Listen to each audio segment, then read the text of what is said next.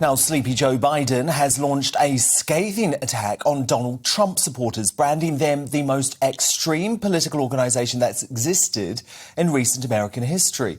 The president lashed out at Republicans at a White House press conference following the bombshell revelation the Supreme Court is preparing to strike down the right to abortion in America.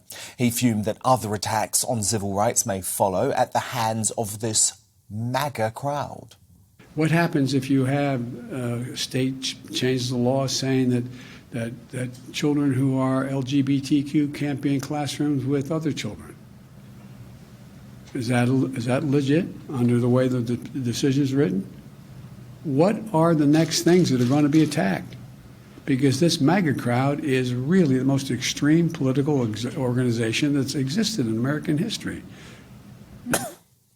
In American history, my goodness. This from the man who promised a kumbaya vision of American unity after the election. Well, he's been in office for over a year now, and the nation is more divided than ever, teetering on the brink of a cultural civil war. And let's just remember that just under 63 million Americans voted for Donald Trump. So the Make America Great crowd that he so disparagingly references is a huge portion of the nation.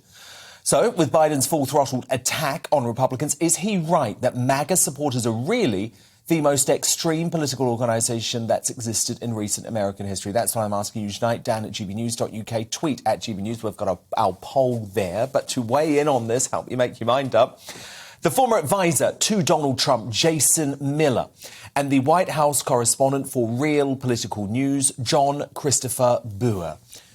Wow. I mean, this is quite something, Jason Miller, from the man who pledged to bring Americans together. Well, exactly. I mean, Joe Biden, his entire campaign in 2020 was based on returning civility and a sense of decorum to the White House. But what he just had here was this Hillary Clinton basket of deplorables moment. And this truly, I think, will be a Hindenburg Titanic moment where it's clear that Joe Biden is looking down his nose at all of these voters in flyover country. And I think it's some textbook gaslighting here, Dan, because a recent polling in the U.S. shows that 54% of Americans think that Democratic policies have moved too far to the left, have become too extreme. And there's a reason why polling out today, 61% of Americans say Joe Biden shouldn't even run, whether it be on inflation or on crime or on immigration at the southern border. The left has gone completely loony here.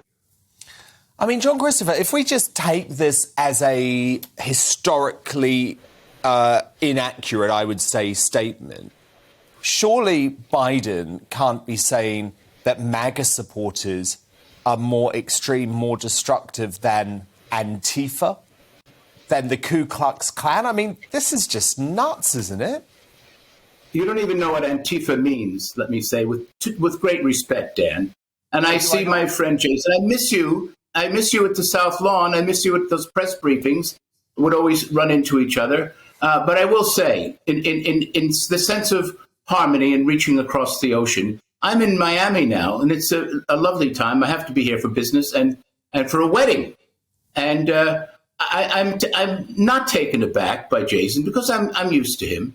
And he hit every single bullet point that has been provided by himself because he is the innovator of the slash and burn bullet, gaslighting. You can use all of those. Jason knows that the majority of people in this country want to leave Roe v. Wade alone.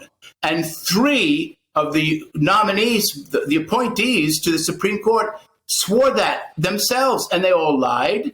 And Joe Biden is PO'd, as we say in America, and I think you know what that means. Look, he's a tough guy from Pennsylvania. He doesn't like any of this nonsense. And he's not sleepy, because I know him. I've known him for 30 years. And he's a tough guy. And I think the MAGA people have met their match. You know, there's a pendulum swing in America. We had Barack Obama, and people were amazed, especially some of our friends in the South, that a black man could have become president of the United States. Imagine that. Not only once, but 2 times. So the pendulum swung the other direction towards a very conservative man from Queens, from Jamaica Estates. I grew up half a mile away from Donald Trump.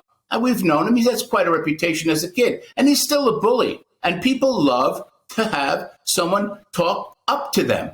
and Okay, down but to them. on And he's the embraced actual them, statement, and John MAGA Christopher, followers on are the in fact, actual statement, they deify MAGA, him, Dan. the most They deify extreme him. political organisation that's existed in American history. That's what he said. He then added on in recent American history. Even you can't agree with that, John Christopher. Well, I think the racists and the white supremacists and the America Firstists are reminding me of the Bund meetings in Madison Square Garden in the 30s. And this is we're the talking about America First. 63 This is million do not go to war Americans against voted for Hitler. Trump. I mean, even our hero Charles Lindbergh didn't want to mess with the Nazis because he thought they had quite a Luftwaffe. But Whoa. you know, America's going Whoa. back So, again, Jason- and all of these people. Sorry, John Christopher. John Christopher, They worship him. They're his disciples. You're just linking Trump supporters with the Nazis. Yes, I am. What's wrong with that? Whoa. Dan, Well, Even come in, worse, Jason I Miller, link them with because- Putin. So, They're Putin. JC, They love Vladimir Putin. I've got to let Anybody Jason but Miller come Biden. back on that outrageous statement. Yeah, JC, I can sometimes make any statement I want. I'm an American. JC, Of course you can, and you're yes. free to, but I want Jason Miller to be able to respond. Thank you, Dan. Yes. Oh, Jason And can take care of also, himself. yes, and JC, you're also free to be completely wrong, which is what you are every time you open your mouth and start talking. Here's the reality. President Trump set a modern record for a number of African-American voters, Latino-American voters, Asian-American voters by a Republican candidate for president, the highest level that we've had since 1972, because he's pushed a common-sense economic agenda. This is, JC, all of the points that you're making are the exact same ones that the elitist Democrats got wrong in 2016, got wrong again in 2020, and I think they'll get wrong again in 2024. And so, in fact, I think you're going to see me back on the South Lawn probably a little sooner rather than later after President Trump comes back and beats Joe Biden. In fact, polling Danny's laughing, so he must Trump. like that. Polling, But I'll tell you polling something. shows- Elitist is JC, another let me word finish. for Polling- intellectual, No, for someone no, who's but you bright, can't- for someone who's gone to polling school. shows Trump leading Biden 50-36. It's because the Democrats have these crazy policies of defunding the police. Their Green New Deal, they That's want to tear down nonsense. every building Nonsense. within a decade. No one wants to and listen defund to the this, police. Dan, and our friends in the UK. They want to get rid of cows. They want to get rid of cows as a part of climate change. They think that cows Come are on, doing keep going. it. Let's They're hear trying it. to cancel Then I can cows. make a JC, joke book who out is of gonna everything you save the say. cows? We can read it JC, at parties in the evening you to want to our get rid of elitist cows? friends who have That's educations. insane. But John Christopher, don't you think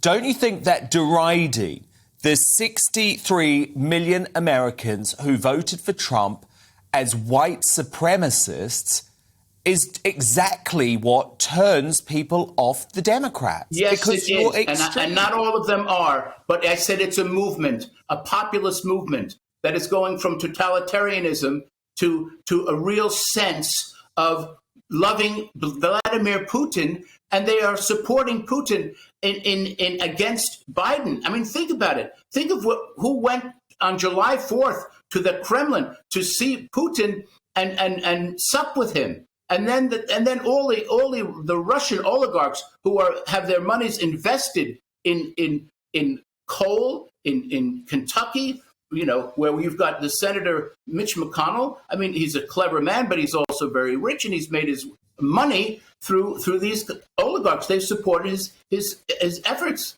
It's quite astounding. Jason Miller, how do you respond to that accusation that the MAGA crowd are Putin apologists? No, not at all. I think what the MAGA crowd done is refocused the fact that America needs to be looking out for America first, that we don't need to be the world's policemen. And this is something, whether it be Republicans, we shouldn't help Ukraine. Whether it's, I don't think Ukraine is a vital national interest to the U.S. I don't. That has nothing to do. I think Putin's invasion is wrong. There you go. I think it's illegal. That's the I think excuse you'll use. it's terrible what he's done to people. No, but it's not a war that the U.S. needs to go and fight. But again, let's go and focus back to how Democrats have gone so completely far to the left, whether it's defund the police, all of the crazy policies. They're now outside the mainstream. You've gone completely too far left. I was a Bill Clinton appointee. He wasn't far to the left. The reason but the party has shifted further to left, and many Clinton Democrats, such as yourself, have been left behind. In fact, part of the reason why we ran up the numbers in South Florida, where you are, was because of the whole socialista pushback. The fact that Democrats, in moving toward their authoritarian policies, have pushed the Democratic Party completely out of reach for Cuban Americans, many Hispanic and Latino Americans, not just in South Florida, but around the country. What President Trump did was reshape the political parties in the U.S. to be much more of the working class people supporting Republicans and Democrats. And John Christopher, I thought Biden was meant to be uniting the country. Will prove that. John Christopher, I thought Biden was meant to be uniting the country. That's what he pledged to do. Was what? He pledged to unite the country, and he hasn't done that. Well, he has. I mean, COVID's getting much better. I mean, he's brought people together. He has ways of increasing the education opportunities for young people. And I think he's done a splendid job. I don't agree with everything he says, and I do know that he has done a meticulous job in handling Putin and handling the war in Ukraine, which I think, if given let me finish. Yeah, I see your expression. If given any leeway, Vladimir Putin would march through Moldova, through Poland, through Germany, through France, all the way to the Bay of Biscay if he's not stopped. And I'm glad to see that Sweden and Finland looks like they're going to be joining NATO. He brought the world together by supporting NATO and giving the kind of armaments. If Biden had not botched the withdrawal from Afghanistan in such spectacular fashion, Putin probably would never have been emboldened to invade Ukraine. Jason Miller, why did Donald Trump want to just of Ukrainians obliterate NATO? Are dead because of Joe Biden's weakness. There's no sense of deterrence. There was no Russian invasion of Ukraine during his presidency. There was Trump during was Obama. In bed with Putin. It's now they were building spas together. Absolutely not. The Putin Russia of Ukrainians who would still have their lives today if Joe Biden wasn't so weak. That is divisive. That is dangerous. Sorry. That is reckless. You may be able to pull this wool over your own globalist agenda is reckless, and a lot more people are going to get killed. Okay. You really need to look in the mirror when you're wondering why so many Ukrainians are dead. Thank you both for a fascinating debate. I think it shows. I've never killed any Ukrainians, and I don't appreciate that. I'm a lover, not a killer. And Jason, love to see you at the White House. Correspondent for Real Political News.